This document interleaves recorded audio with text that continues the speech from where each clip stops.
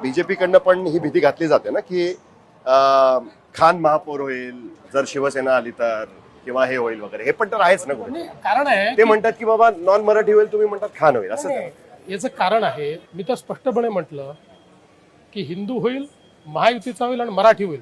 त्यांचे इंटरव्ह्यू बघा, ते म्हणतात की खानही जर मराठी बोलत असेल तर तो मराठीच आहे. याचा अर्थ काय? पण मग हिंदुत्व वर्सेस मराठी लढाई आहे का? हिंदुत्व आणि मराठी वेगळं होऊ शकत नाही. हिंदुत्व हे बाळासाहेबांचं भाषण झालं. नाही, हिंदुत्व आणि मराठी हे एकच आहे, बाळासाहेबांनी सांगितलेलं आहे. हिंदुत्व आणि मराठी वेगळं होऊ शकत नाही. प्रत्येक मराठी माणूस हा हिंदुत्ववादी आहे.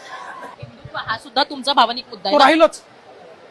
मग जसं हिंदुत्व आम्ही सोडूच शकत नाही. मग जसं ठाकरे मराठीचा भावनिक मुद्दा करतात, त्याच्यावर आम्ही मत मागत नाही ना. आम्ही त्यासोबत विकास मांडतो, ते विकास मांडतच नाही.